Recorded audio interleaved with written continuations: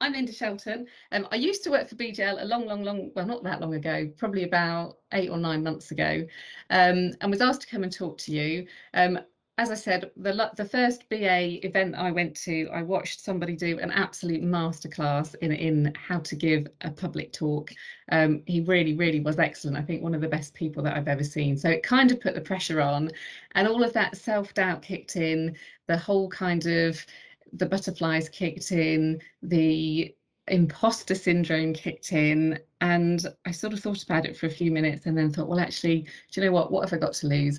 I can share my stories, the little bits of information that I have, but equally just as interested to hear from yourselves the bits that you can share. So I'm sure most of you have had to give a presentation, do a talk at some point in your lives, and you will have done something really well when you did that. So keen to get your experiences as well.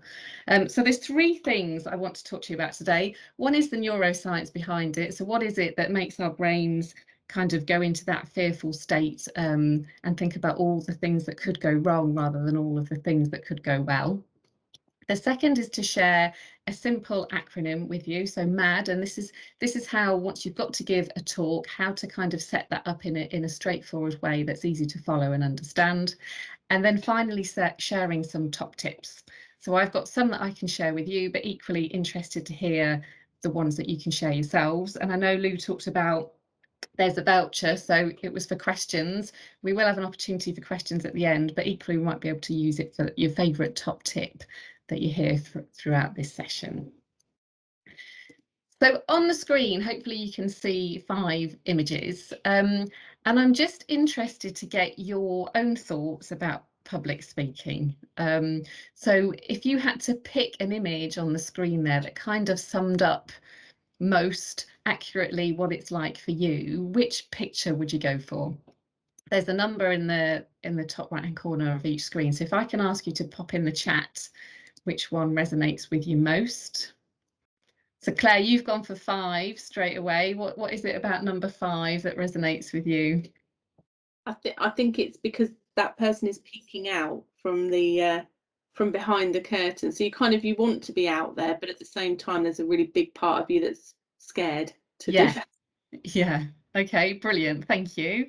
Sam, you've gone for number 4, Samantha Cross.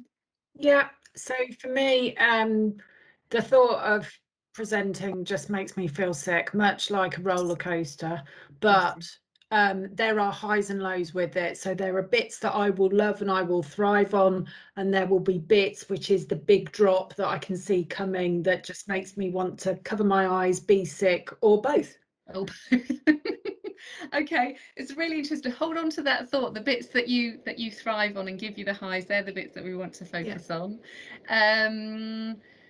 Who else have we got? Carl, you've gone for number 1. What made you pick number 1?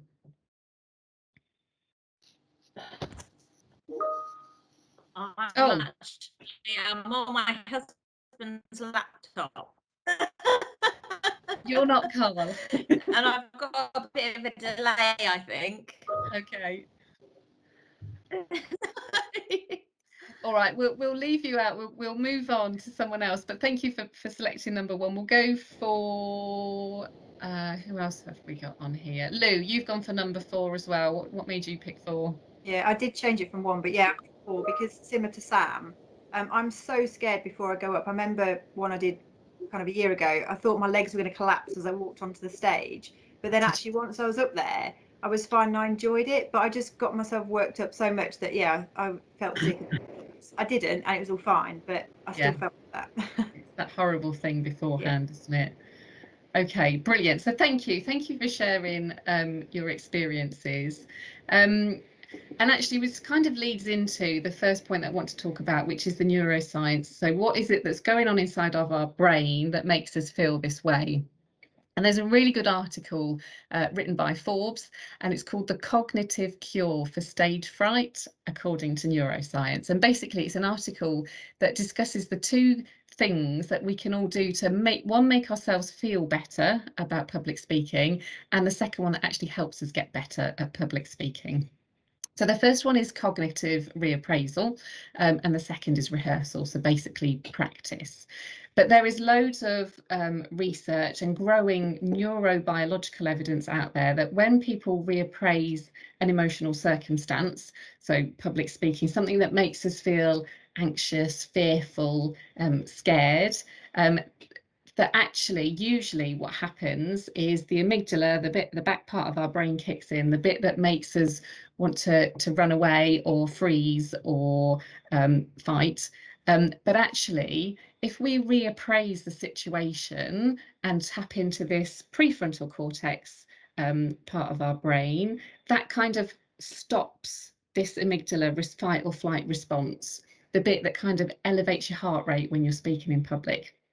So the idea is, through reappraisal, cognitive reappraisal, we need to focus on the positives. And if we focus on the positives, so those bits that you were talking about, Sam, those highs, the bits that kind of make you feel all right, actually that makes this front part of the brain kick in and stops us hitting that kind of fight or flight bit. So basically what they're saying is that we can change the way, if we change the way we think about something, we can change the way we feel about it. Now, that's easier said than done, and it takes a bit of practice. So reframing the way we think about external events is nothing new, of course. It's been around for ages, but the difference is that now we've got tools to allow us to kind of peer into the brains of people to see what's actually going on inside the brain, to understand what's happening. And things like MRI scans, various things that we can sort of tap onto our brain that watches how the heart rate goes up, what's going on chemically inside as well. So there's a lady called Dr. Sian Bylock, and she's a psychology professor in Chicago, and she's written a book called Choke. And basically it's to explain the science of why some people stumble when the pressure is on and other people thrive. So she tested lots and lots of people in really high pressure situations, so sporting events, taking tests and exams, and also giving presentations and public speaking. And her research sort of stated that the part of the reason why a lot of people choke, we kind of get that fear response when the stakes are high, is because actually of the pressure that we put on ourselves. It's our own thoughts and our own kind of inner voice talking that creates that pressure that makes us feel so bad. So her reasoning is, surely if we put that pressure and that stress on ourselves, then also we can take it off if we choose to. It just takes a little bit of reframing and practice. So we're more likely, apparently, to bomb a presentation and give a really bad public talk when we're in that phase of self-doubt and we're worried. It's really hard for us to function at peak performance and give a really kind of shining example when we're worried about what people will think about us, specifically if we anticipate that others are going to judge us. So before we've even got to the first part of saying yes, we're already putting pressure on ourselves. So by the time that we get to the point where we actually have to stand on stage, our brain's in overdrive and we're making ourselves feel sick. So according to all of this research, this reappraisal actually can stop that cycle. And there is a difference apparently between suppressing our nerves and actually reappraising the way we look at a situation. So if we think about public speaking, suppressing our emotions means we're kind of walking on stage, we're putting on a brave face, we're doing our power poses and we're smiling, and inside we're saying to ourselves, I'm not nervous, I'm not nervous, I'm not nervous. The problem is we are nervous. We might look a little less distressed to people, and we might give the impression it's all under control, and that's fine. But actually, inside, we're still feeling nervous, and that doesn't put us in the peak state for performance. So this voice of self-doubt is in there and it's creeping in, and all those negative thoughts are coming in. So I want you to imagine, I'm guessing you've all got those little voices inside your head that talks to you. It's not just me that has that. But if you imagine this little duck is sitting there and it's on your shoulder and it's kind of quacking out all of those negative thoughts, the things that you were just talking about when you were explaining how you feel about having to give a public talk. And it could be, you know, why does anyone want to listen to me? I'm no good. I'll just freeze. I'll get tongue-tied. People will get bored. It's just going to be pointless. So the aim of reappraisal is to shut the duck up. And to replace it with a positive voice, so one that focuses on the positives, the opportunities, the things that we might have done well in the past, the positive feedback we've had, anything that's been positive, instead of where we typically go is the bad things. So anybody happy to share one way they could reappraise how they feel about public speaking at the minute? So what thought would you have in your head if somebody said to you right now, okay, I want you to go and give a public talk tomorrow about living through a pandemic? What would that little voice inside your head be saying? And actually, how could you reappraise it into something more positive?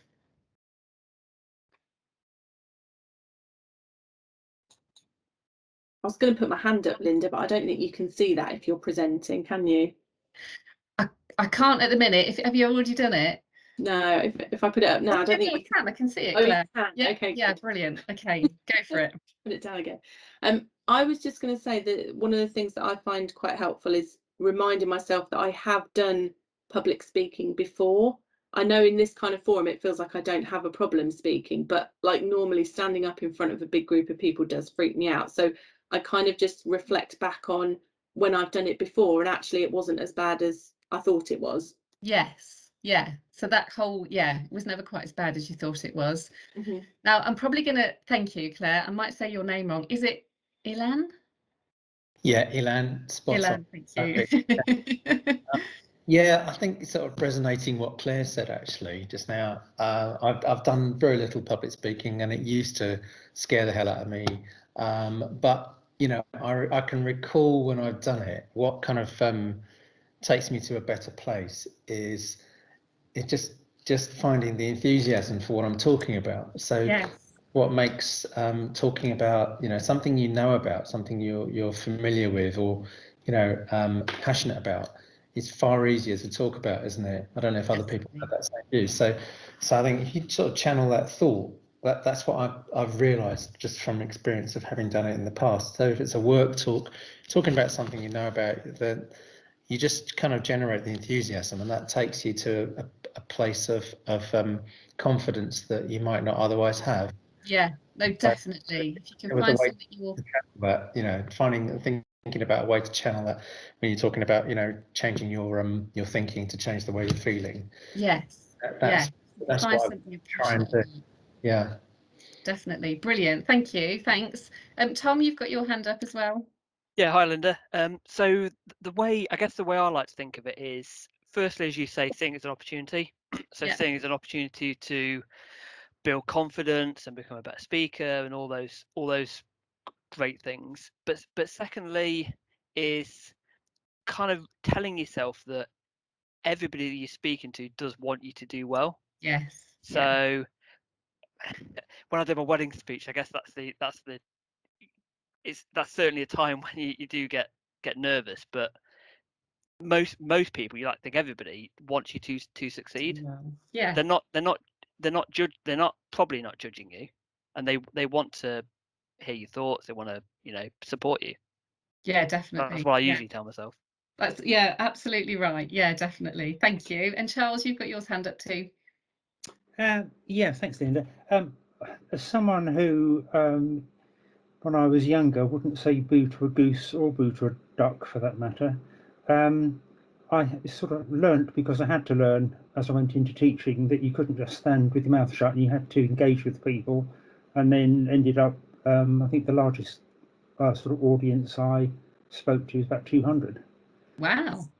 And for me, the thing isn't, I think I remember two things. Number one is I actually like doing it, which is just so contrary. If you knew me, you'd think, Charles, you must be totally bonkers.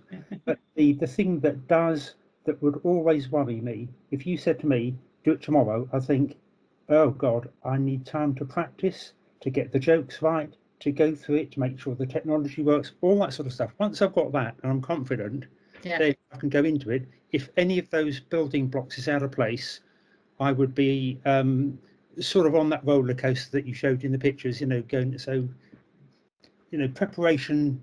Yeah. Etc. Practice, definitely key.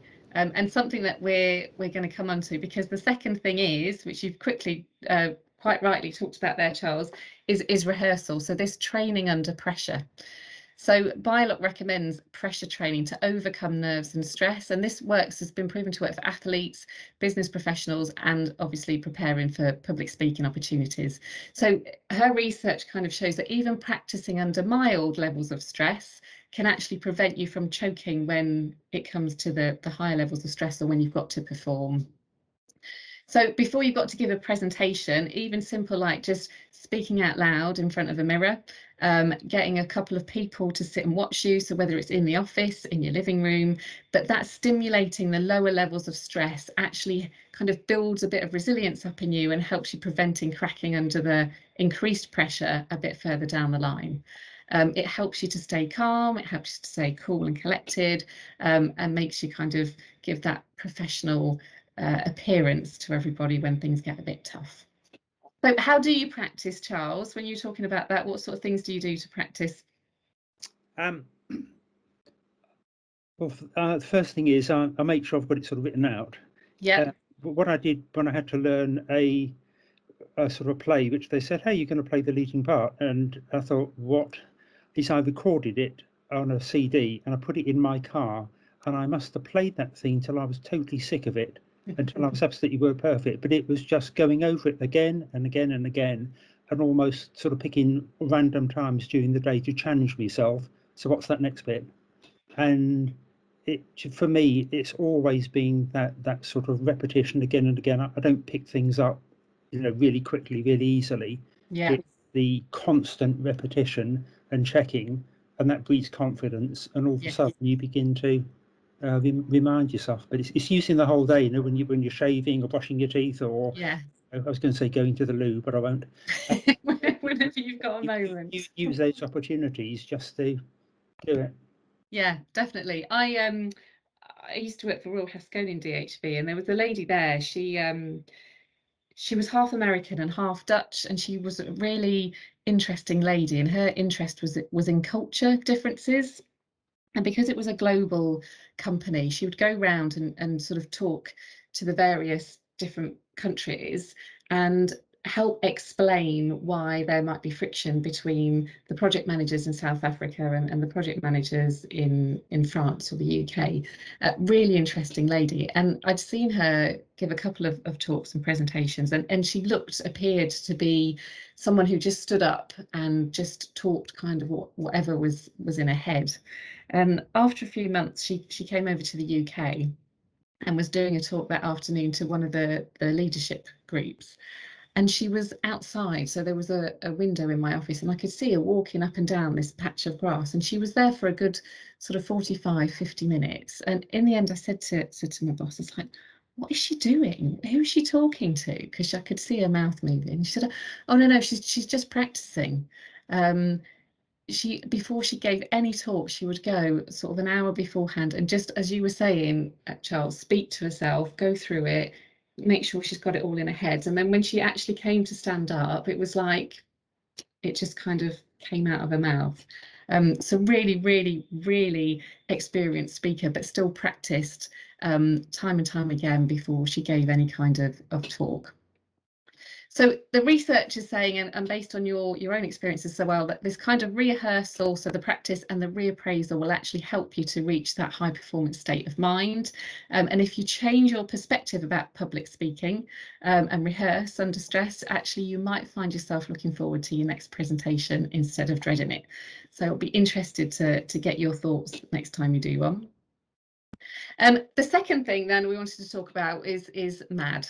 So if you say to yourself, God, I must be mad to have agreed to this or give this presentation, you can use that as your an acronym for preparing what it is that you've got to practice. So you need something to be able to practice, obviously, before you give your speech.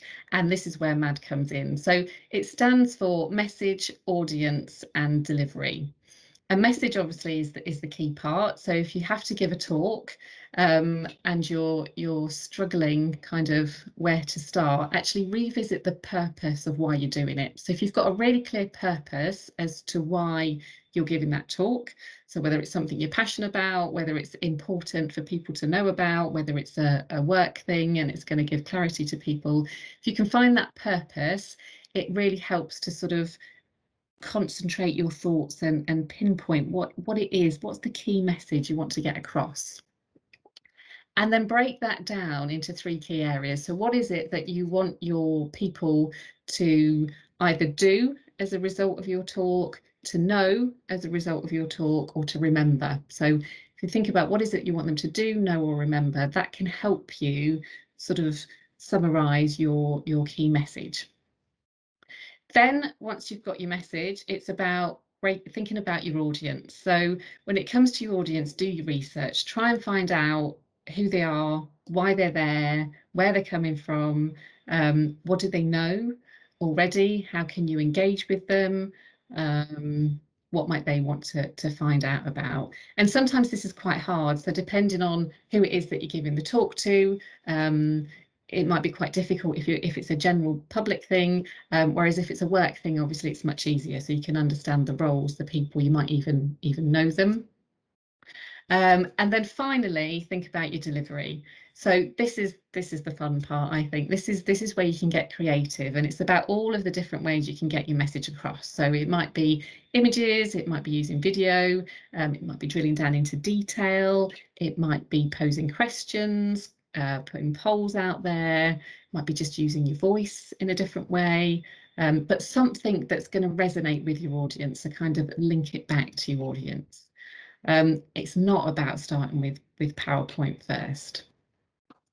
So the best way to kind of get used to doing MAD is actually to have a go. So I'm wondering if you're up for just giving this a quick go. You don't have to share anything, but you can if you want to. So we're going to go back to, I think, Ilan, it was your point. So I want you to think it's your lucky day. This is your opportunity. You're going to have to give a public speak to a group of people, a public talk. And I want you to think about what your topic would be. So something that you're passionate about, excited about, interested in. What would it be? It doesn't have to be work related, but it can be, if you like. I mean, okay. The easy option would be to think about a work thing because I'm a business analyst, but I won't. I'll take the challenge up and I'll say cycling, which is something I like to do. Okay, brilliant. And everyone else, if you could just pop in the chat if you've got something you're happy to share, stick it in the chat. So Ilan's gone for cycling. Anybody else happy to share what they've gone with? What have I done?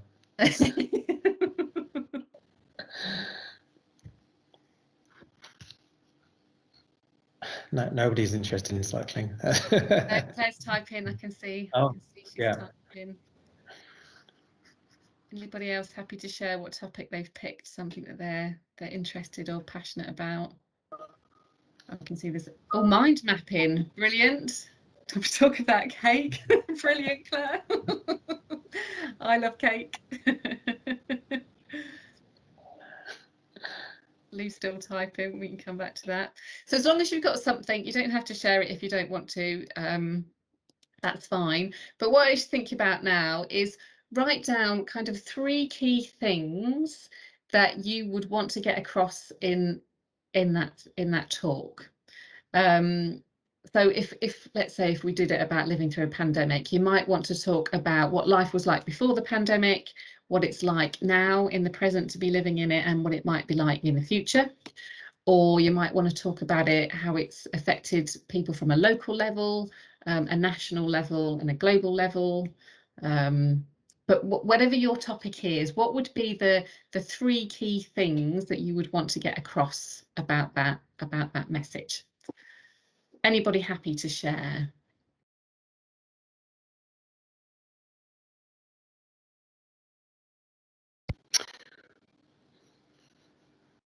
No, that's fine.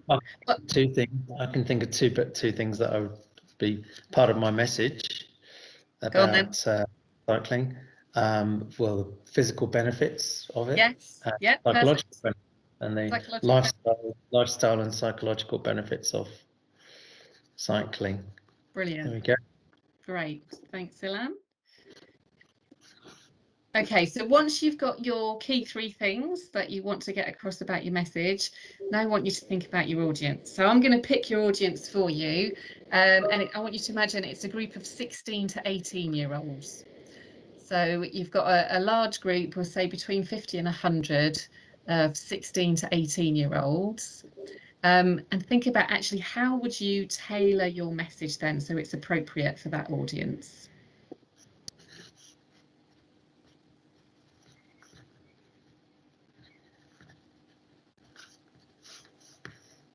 Sorry, Linda, I just had to drop off because my internet went. Can you just repeat what you're asking us to do now, and I'll try and join in? Sorry.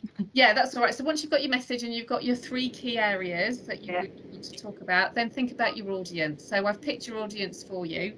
Okay. You can have a group of 16 to 18-year-olds. You've got about, I don't know, let's say 50 to 100 of them.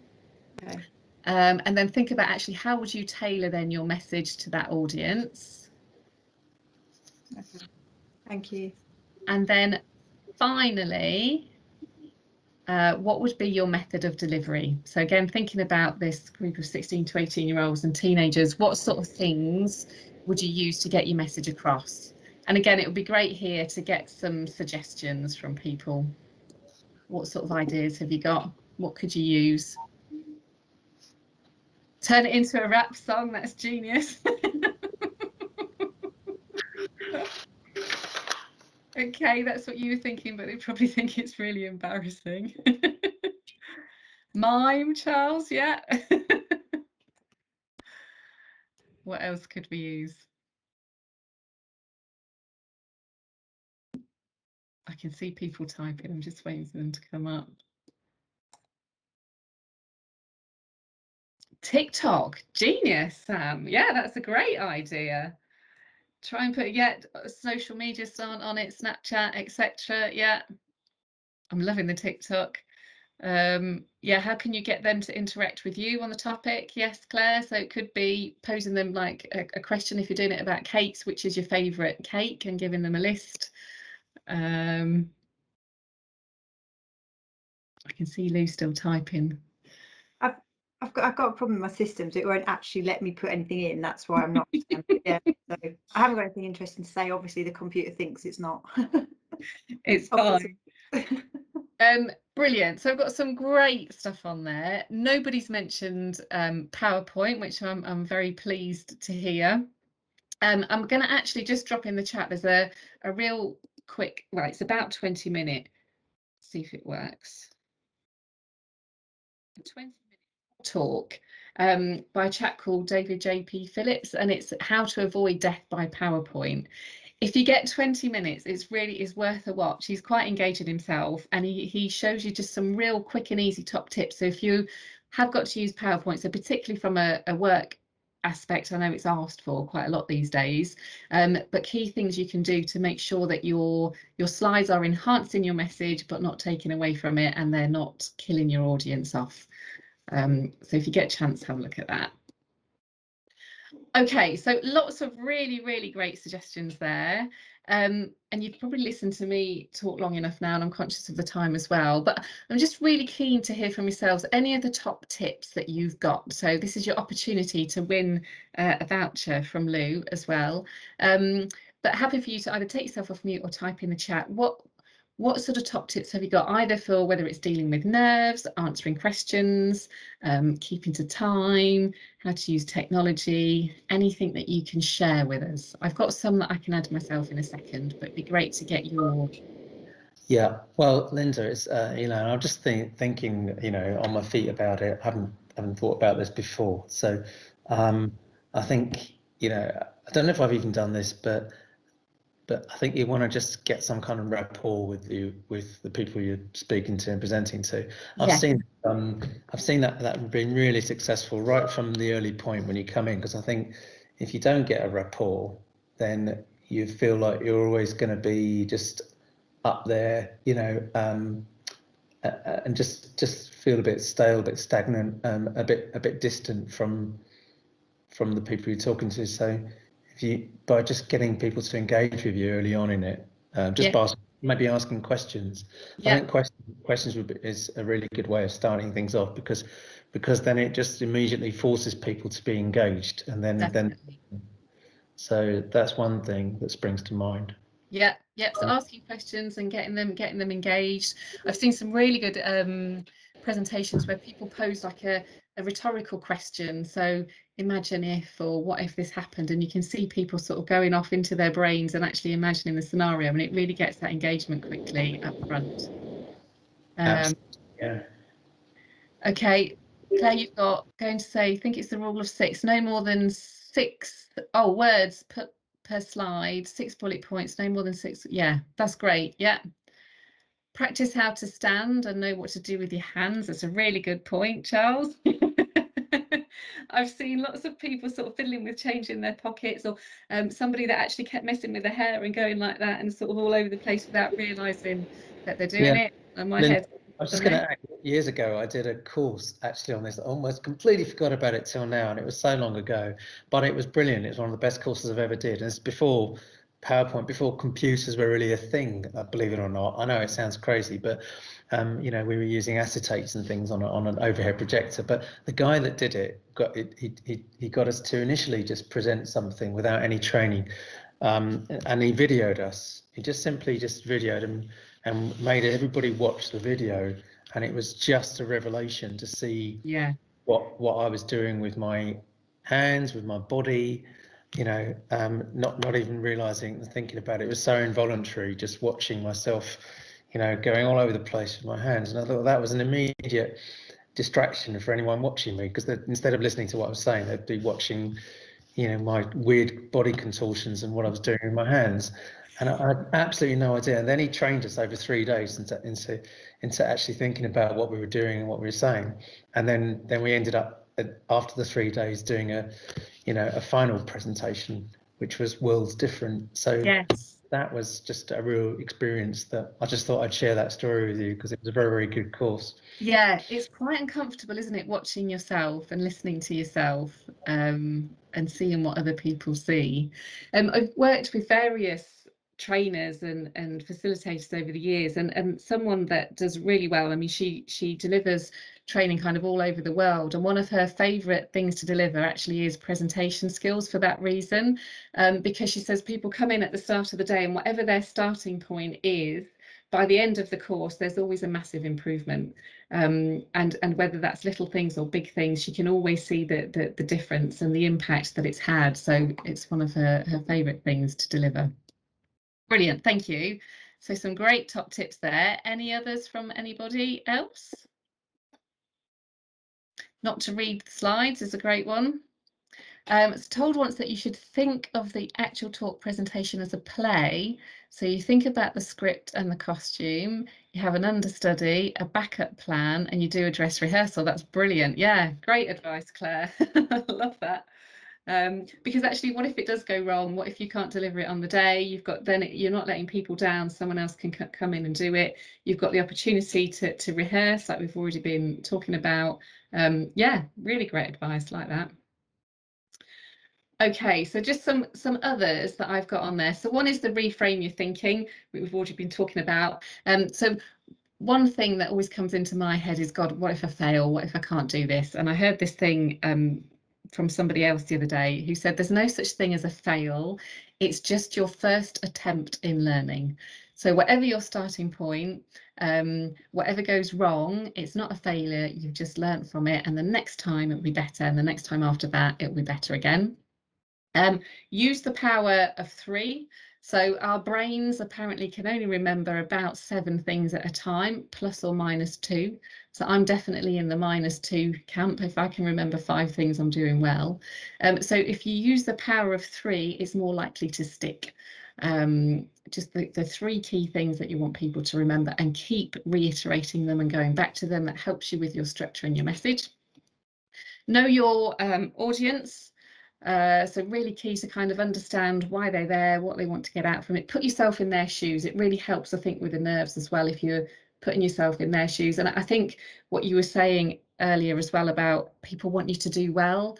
So go with that mindset, think with a positive intent that they want to do well, they want to enjoy it, they want to learn from you.